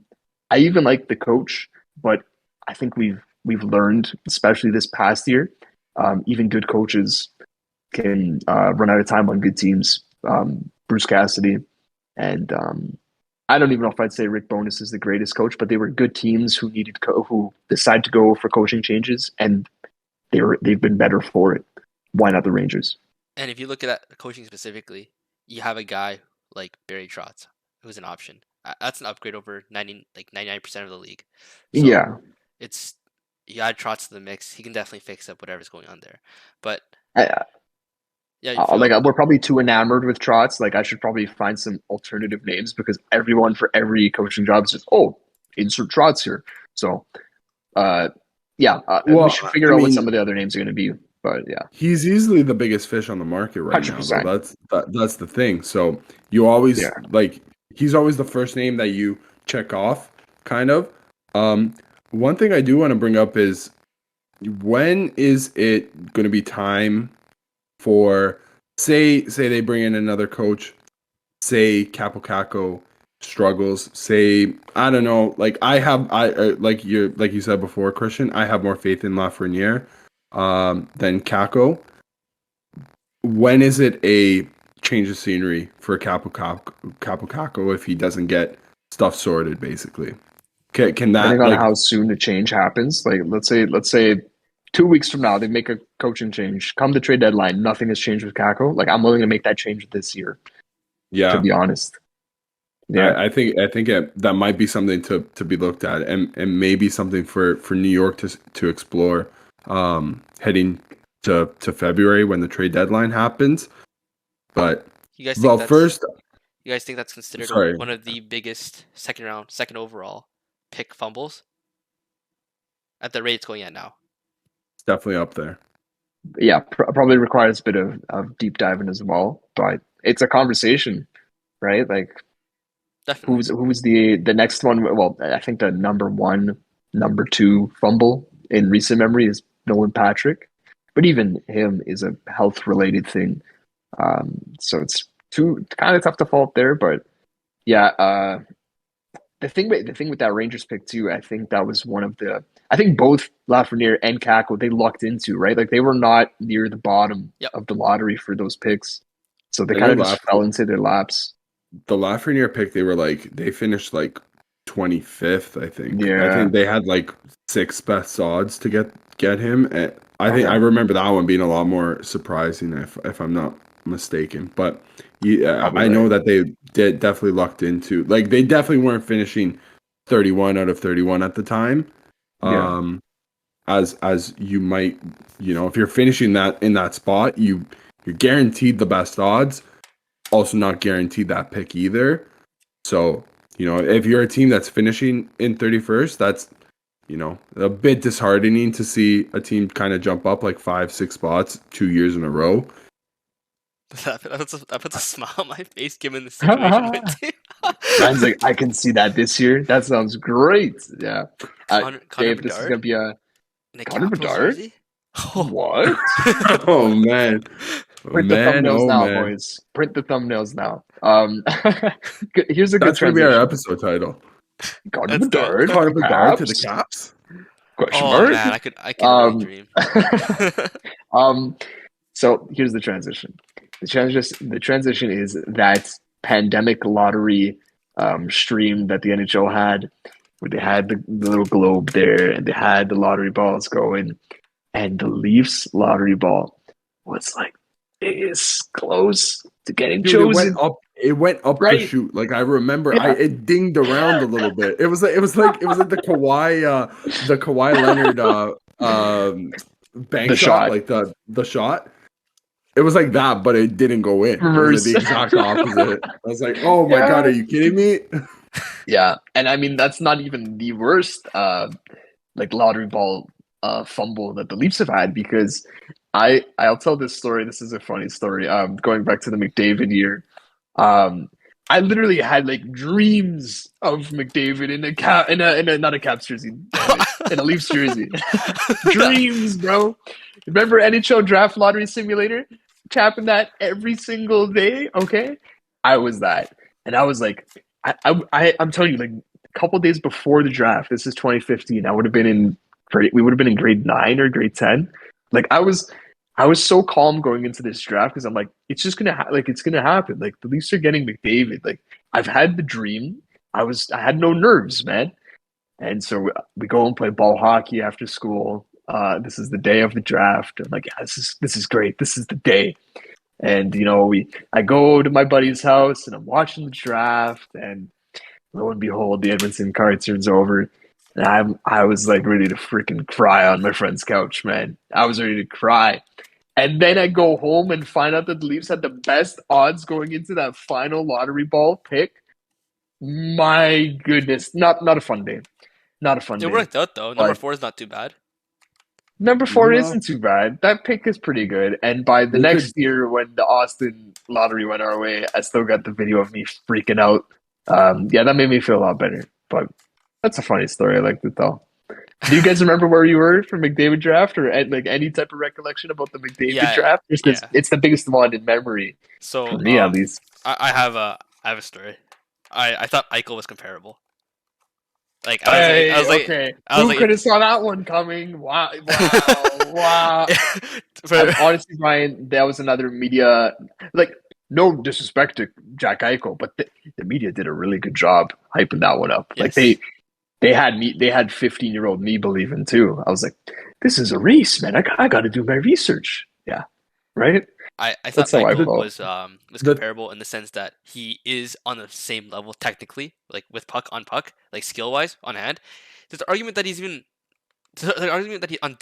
some days he's better with puck on hand, like stick handling at least, right? You gotta give me that. But no, I can. I don't know if I can, Bryan. I'm not going to debate you on the subject, but I don't know if I could give you that. I will happily admit that I was way off with that one, and that potentially number 4 might be a more comparable pick to number 2. I'll even say that. Ooh. Wow, that's the nicest thing Bryan's ever said to me in my entire life. But it's okay because we ended up with number 3. Do you know who number 3 was? I do, because I wanted that guy with number 4. Really? Yeah, that was. You see? No. Actually, now I'll tell you what. Actually, now we're going deep in here, but this is obviously the summer of Babs. So I'm like, okay, well, who does Babs want? Babs wants the workhorse. Babs wants the D-man. Babs wants Noah Hannafin. That was my number 1, Bryan. My number 2 was Babs wants the big center. He needs the big center because the Leafs are soft. We need a Dylan Strome because that guy's big and he plays center. And then I'm like, yeah, maybe that Toronto kid, he seems okay too. He put up 120 points in the O. Maybe we'll keep him 3rd on my rankings. So that one was wrong. Real wrong. Yeah, Mitch Marner. Kind of good. Kind of set a franchise record. Dave, you got anything for 2015 draft, or do you want to make that transition? I'll be honest with you. I was like, it's either Buffalo or Edmonton winning that race. The tank bowl that year that those two teams had, that was like Arizona was in it too, bro. Yeah. They were in it. They 100%. They've been in it. Listen, Arizona's been in the trenches for as long as I can remember. But that year, Edmonton and Buffalo were putting up a stalemate in trench warfare. Those guys were like I've never seen such ineptitude from two teams in my Dude, life. That was bad. This was the situation with Buffalo. It's like Buffalo, they lost to whoever their goalies were. It might have been Michael Neuvers, and they brought whoever up from the AHL. And I think whoever it was, he was kind of good for 3 games. They're like, "This is a problem. We need to trade this guy right now. He's playing too good." Like that's fire him across, fire him into the sun. Arizona was doing the same thing. They're like, we gotta keep up with these guys. Like that. You're right, Dave. That was embarrassing. That was so bad. It's not even funny. I hope we don't see that this year. Was there not an investigation going into both of those? Like, I believe that there was like a probe going into both of those teams, basically saying like, are these guys actually like, have they tanked? Like, was that what they were doing? Was that the intention all along? And I don't blame them, but yeah, like. But like from the 4 professional sports leagues in North America, like hockey would be the last league I would but I feel like hockey would be the last league I would guess would have tanking teams personally. Yes, but right? It's got to be the hardest too. Yes, but that because there's no parity. But that specific year was by far the biggest like example of what happened, like of tanking. Yes, like, that was disgusting. Because McDavid is the biggest. This is actually a great question. I don't know if I've even heard it discussed before. Like, where does McDavid rank in terms of the athletes that have been drafted? We can even say in our lifetimes. Like, can you remember in any of the 4 sports as much hype going into a draft as McDavid? I think the comparable might be NBA this year, if you guys pay any attention, with Victor Wembanyama. Yeah, Victor Wembanyama is like looking like the next thing. In our lifetimes, it's like actually we didn't see it, but yeah, I don't know if you know who I'm going to talk about, but it's LeBron, like straight out of high school. I was going to say Par Lindholm, but anyways, got dude. I think that's like 5 straight episodes that Par Lindholm has entered into the conversation. That's a player that like he's gonna keep coming up every episode. Yeah. He's got to get thrown in there. It's probably LeBron in terms of hype. I know baseball, like Mike Trout in baseball had the hype. Still like one of the best, potentially one of the greatest modern day baseball players. That's up for debate. Also Crosby. Let's also get the obvious. Crosby, Crosby and Ovi too going in. Crosby definitely had it more here just because the Canadian aspect. Unfortunately, it was also the Pittsburgh connection too with Mario Lemieux, right? Like that was that was after the draft, but I'll even go one step further than that. I'll make the statement that McDavid is the best athlete in the world relative to sport right now. For the past 2 years. I don't disagree with LeBron 1v1 to McDavid in basketball. Actually, no, we have to put him in a neutral sport. Soccer. So soccer. So you're telling me LeBron's in net and McDavid has to score a penalty on LeBron? Ooh, right? I'm taking the edge to Connor. Yeah, I'll be honest with you. Okay. LeBron is the athlete though. If any athlete's gonna suit up and go in net on a PK, it's gonna be Bron. Somehow he's gonna find a way to. He's gonna save the penalty and he's gonna go to the media after and be like, listen, I knew he was gonna kick to the right. I knew where he was gonna save it. Never in doubt. I knew for weeks in advance that he was gonna kick it right. I've been chilling for 2 weeks. That's the way that Bron.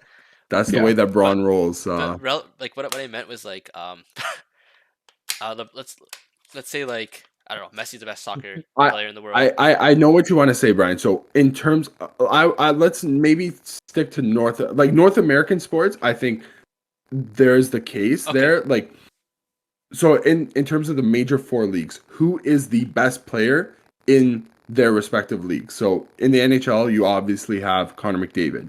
In football right now, in the NFL, I'll say Josh there's Allen. Definitely. It's hard not to. Oh my God.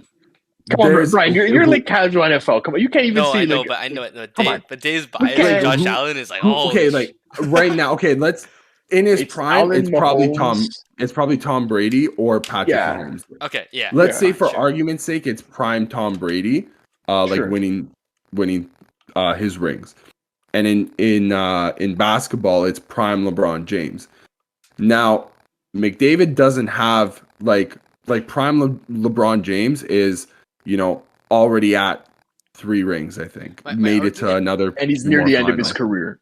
but my argument is like in this very moment, like relative to every single sport, McDavid is the best. Like This is what this is relative. what I think we need, Brian. I think we need to take if you took the best guy from every sport, put him in a decathlon.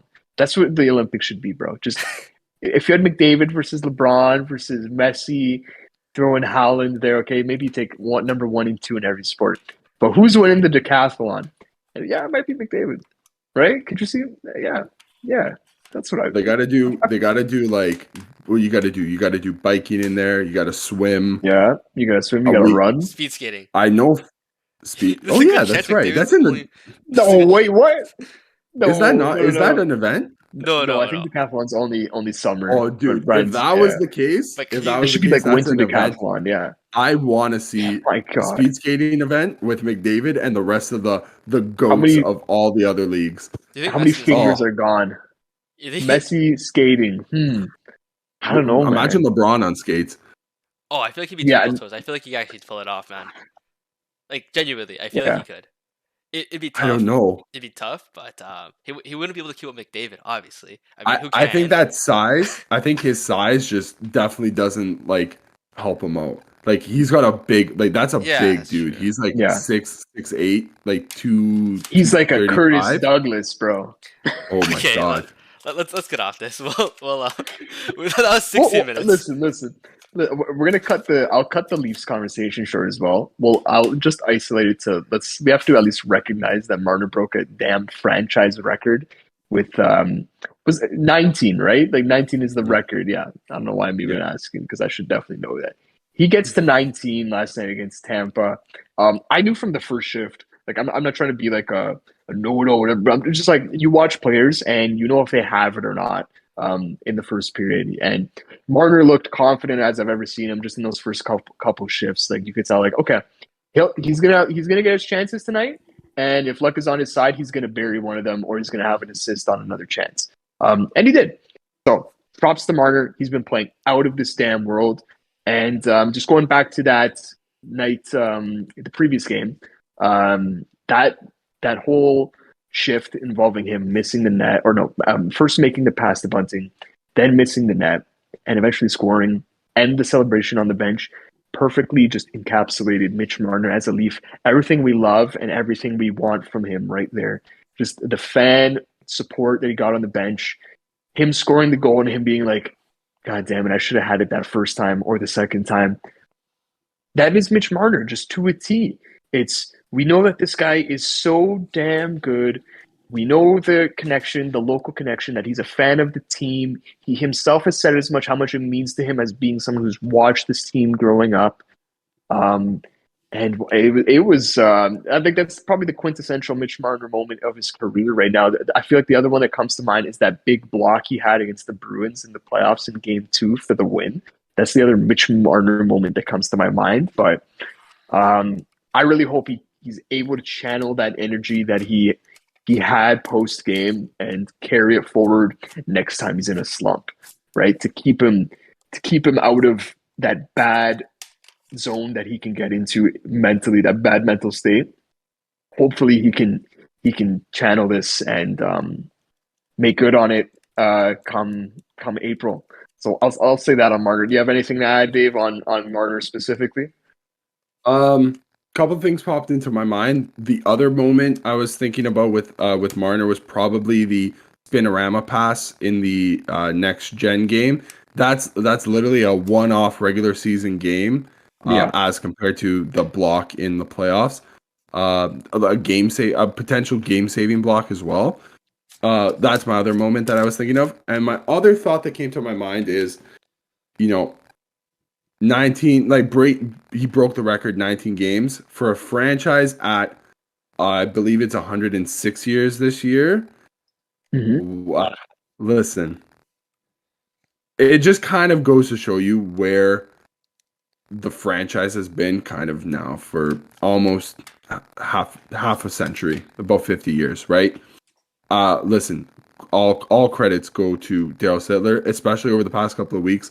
Dale Sittler has definitely re-entered a lot of Leaf fans' hearts and minds. always wishing love and like peace and love to Daryl Sittler, Eddie Olczyk as well. Leafs legend, also fantastic commentator. Yeah. I know he was on some of the NHL games. Love that guy. I believe he. You know what? I'm not going to bring up that point because I think I'm about to mistake him for somebody else. So I'm not even going to say that thought. But It never happened, guys. Don't worry. The fact of the matter is that for it to take, 105 years for a 19-game point streak, listen. Leaves a weird taste in your mouth. It does. It's a bit bittersweet. It's definitely sweeter now that that we have the record broken. Yeah. But it is a little bit bittersweet that it's like it's interesting to look at. Yeah, just from 100%. It's something. It's definitely something to note. 100%. Yeah. Yeah. I think that's fair. And my second point is, Leaf fans everywhere, how does it feel to be watching the two best players that the Maple Leaf in 105 years of Maple Leafs history? I think by the end of, like, if it's not already cemented right now, there's no playoff success. There's literally nothing except for regular season stats and highlight real plays. These two are genuinely the most talented players that the Maple Leafs have ever had. And we will eventually see those two players go down as the two greatest Maple Leafs of all time. I know everybody's gonna, there's so many people like, the guys in the 60s that won all the 50s and 60s that won all the cups. You have different era. Doug Gilmour, different eras. Doug Gilmour, Wendell Clark are the another two that get always brought up, and Matt Sundin. I really only got to see him at the end of his powers.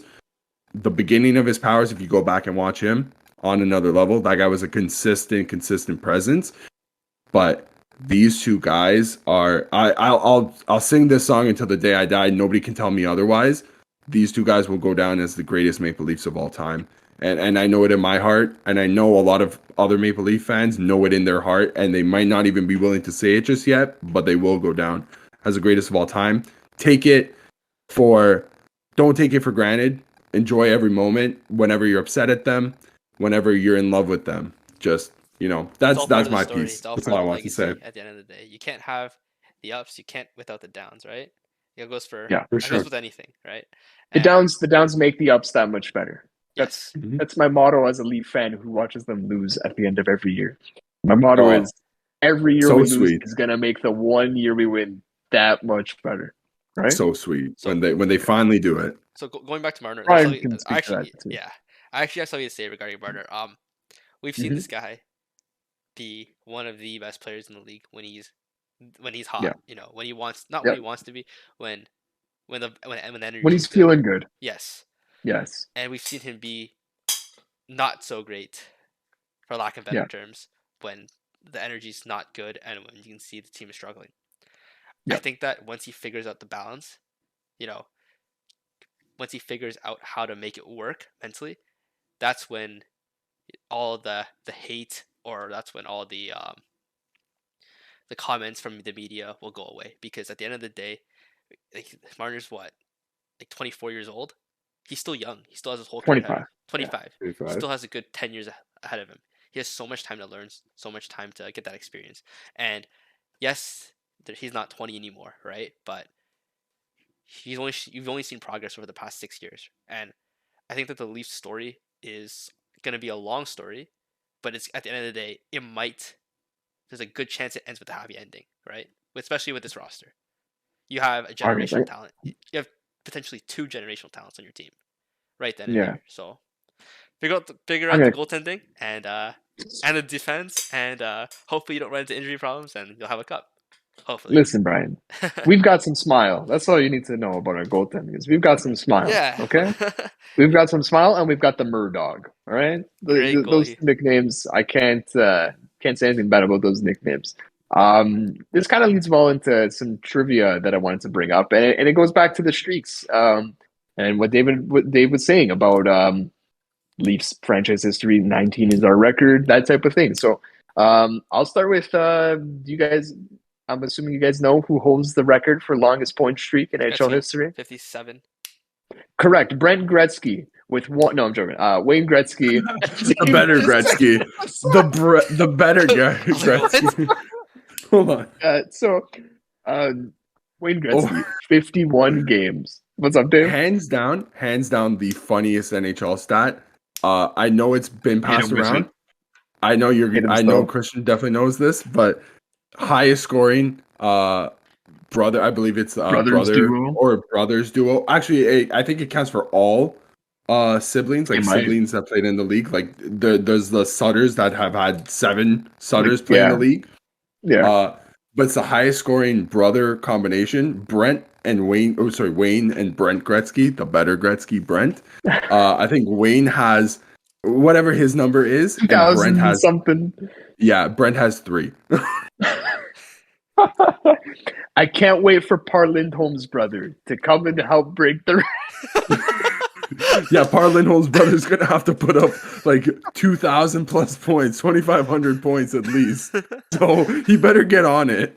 I haven't seen anybody put up more than like 125 points in a season. So this guy better be putting up almost 300 as soon as he enters the league. So, you always catch you every time with the Par Lindholm jokes, man. Instead of Par Lindholm, what's the brother's name?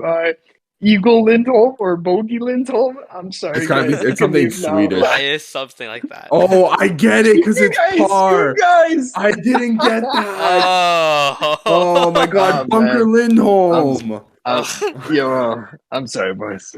I'm sorry. Okay, that was a really great pun. Outside of Wayne Gretzky, Mario Lemieux is second at 46-game point streak. Who holds the longest point streak in NHL history for somebody not named Gretzky or Lemieux? Do we know this? Can I have a guess? Can we have a guess? Yeah. So I'll give you if you want to guess like a season or guess a season, I can give you a season. Is that modern I can era? give you the team. So modern era, yeah. So I'll give you a decade. Okay. This happened in the 90s. There's no chance I'd get it then. Jeez, that's before our time, guys. Yeah, I know. I'm trying to think what other kind of hints I can give without straight up giving it away. Is this player a hockey Hall of Fame? Yes. Like it's not just a dude who just had a ridiculous season type of thing. No. Honestly, I have no idea. I can't yeah. He played. I'll give you the season now. Go. I'll give you the literal season. 92-93. Yzerman. Not Yzerman. Yzerman is number 6, so he is actually so the 1 through 4 is Gretzky, Lemieux, Gretzky. The player we're trying to figure out is number 5. Yzerman is number 6. Yzerman had a streak of 28 in 1988-89. So 92-93, he played for a Canadian team. If you want to try and single out the team, go ahead. Obviously, it's not Toronto because we talked about what the record is. Yeah. Okay, Canadian team, 92-93. Ottawa, this wouldn't have Ottawa because Ottawa was not, I don't even believe they were back in the league at this point. So they're out. So. Winnipeg's out. Is it? I'm just gonna throw it out here. Is it Pavel Bure? It's not Pavel Bure. Bure. Bryan, do you want to take one guess? I can't think of any. I'll give you guys one more hint. Okay, one more hint. His name has been brought up already this episode pretty like as far back as only maybe 5 to 10 minutes ago. I can't even remember. 92-93 Canadian team, Hall of Famer. Dude, I have short-term memory. Okay, I'm giving you one last hint. He played for the Leafs the next season. So 93-94, he played for the Leafs. No idea. But 92-93, he did not play for the Leafs. I was very surprised. Yeah, I know Brent's Parlindo. It's just that name that just keeps running. Okay. It's like the hamster wheel. Yeah, I'm gonna give you this last hint, but it's going to spoil it. Okay. The last hint is where's Par Lindholm from? So he's Swedish. Yeah. Okay. So played for the Leafs the next year. I have no clue. Oh, dude, this is gonna upset me when you tell me this. Dave, this is all you. Is it Matt Sundin? It's Matt Sundin. Oh my god! Yeah. Wait, and this was on the I didn't Nordiques. know. Yes. Oh my On the goodness. Nordiques. Matt Sundin on I the forgot Nordiques about the in Nordiques, 92, dude. 93, the Matt season I was before he going. was traded, had a 30-game Yeah. point streak. Matt Sundin's Hats that Matt off to Sundin, Matt. he's yeah. that old? So Matt yeah, Sundin's a he's not baller, old. He dude. says, yeah. Oh my So goodness, that's Matt crazy. it really Sundin. surprised me, man, when I looked at this. Right? Look at Matt Sundin's early career stats before he went to the Leafs, if I'm not Yeah. mistaken. Guy's a baller. And then they traded Matt Sundin for they traded a fan favorite in I believe that Wendell Clark went out the You are door, right. if I'm not Yeah. mistaken, for Matt Yep. Sundin. And Mhm. Matt Sundin quickly became one of the most hated people in Toronto until he He had was elite. the later 90s, early 2000 playoff runs where that guy was like putting the team on his back and carrying them up with his giant Swedish shoulders. He, like, all intents and purposes, that guy almost single-handedly brought the Leafs back to a cup final in, I believe it's 2001, where they eventually Carolina. lost. They lost to Carolina, or sorry, 2002, where they lost to Carolina. Yeah, that guy was a man on a mission that year. Shout out Mats. I can't believe that. That really aggravates me because I was Listen, going. bro, I didn't know. Until today. Calgary, Vancouver, Edmonton, and all Montreal. the other. I forgot that Quebec even had a team. That was my dad's favorite team when he was a kid. He's gonna absolutely kill me after this. When So Yeah. after the Yzerman guess, I was so stumped. I was like, who else from that era would have it? But then it didn't even, honestly, Matt Sundin didn't even cross my mind. I thought he was more 2000s just because like Toronto, but I know, just 92, 'cause- man, 92. Yeah, so That is crazy. 92, 93. If do you guys want to do one more trivia question? I don't think it'll take us as long. This is the same question, just active players. Who has the longest streak out of the active players in the NHL? Patrick Kane. Very quick, Brian. 24. That's a good one. It is 26. Okay. In 2015-16. Yeah. Outside of that, you're looking at Crosby in 2010, 25 games. Patrick Kane again in 2018-19, 20 games. And then the record for rookies is Paul Stastny in 06-07. He has the all-time rookie record for a point streak at 20 games. Pretty 20 good. games as a I thought that was rookie? interesting. That's wow. Yeah, Paul Stastny, man, on Colorado. So does that mean is Patrick Kane the next attainable record? Because I'll be honest with you, 50. What was it for Gretzky? 58. 51. 51. That's no shot. Listen. I love the league. That's never happening again. I love Alex Ovechkin, who's gonna eventually break that unbreakable goal record. That record's not being touched. I actually know the number. How much more it is? It's actually a nice number. Do you guys want to take a stab? 100? No, it's not 100 actually. Is it? Yeah. 101. Oh, nice and round. 101 Dalmatians. That is pretty round. That is pretty nice. Yeah. Could be rounder. Could be rounder, but you know what? 101 is not bad. Yeah. So Marner's at 40th on the all-time list. At 19 games, he is tied for 40th. And getting to 20 would tie him for 30th. So it's interesting to think that, he's the difference between 40th and 5th is only 11 games. And Jason Robertson, we brought him up earlier. He's on an 18-game point streak. So we're going to be watching two guys, hopefully for the next little bit, see how far up the all-time list these guys can climb. Who gets farther? I thought it was interesting. Sorry? Who gets farther?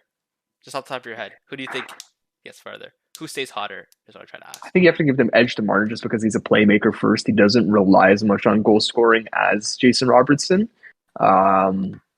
And so for that reason, I'll give the edge to Mitch. But I mean, it's not the difference between 18 and 19. That's the same difference I give on this question. It's very close. They could both go for a little while longer.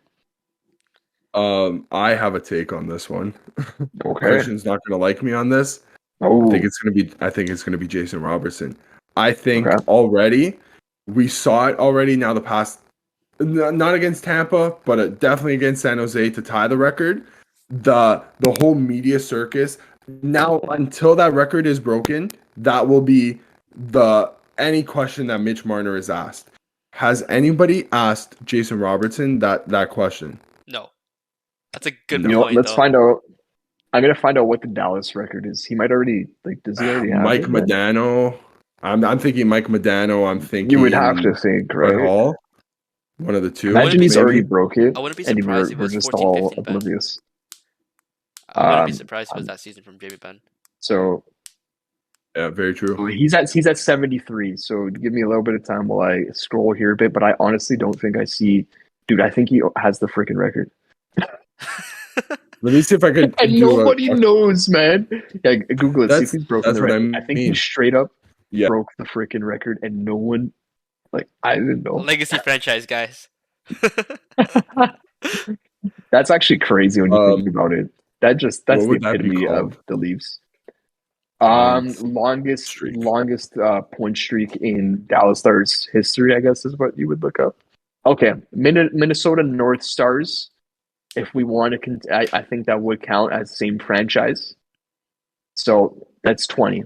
Okay, so 20 is the record. He's 2 away. I think the Minnesota North Stars are considered part of the Dallas Stars history. So Yes, I'll give you that. Okay. So Brian Bellows in 85, 86, 20 game streak. So Jason Robertson's he's chasing it too then. Okay. That makes me feel better that we're not all oblivious bozos that didn't know. Cool. Fair I enough. guess I haven't in the media, like this guy sniffing around the franchise record. Meanwhile, with Marner, you're hearing it around what, like 15? At 15, 16, you were hearing it, but I will say, like, going up to 15, 16, you'd only hear it on the broadcast. Not too many people, like, people would just say, yeah, so he's on a 10-game point streak, and that's just kind of it. Like, but I mean, I guess at the same time, are you really supposed to predict it's getting to this point? No. Yeah, probably not. Yeah. Okay. All right, guys. I think I answered my own question. You guys wanna cut it there? You guys good? And that's it. Okay. I think we're good. Anything else you guys want to say? Because I'll close it today. We'll do some more World Cup stuff. World Cup talk next time. We didn't do too much this time, but next time, next weekend. Thank God for Bryan. Oh my goodness, I have a lot to say, but not today. We'll keep it for next time. Okay. So thank you guys for listening. Really do appreciate your support. Shout out to Fubo TV. Shout out to Razor. Shout out to NHL Shop.ca. My reverse retro is coming in soon.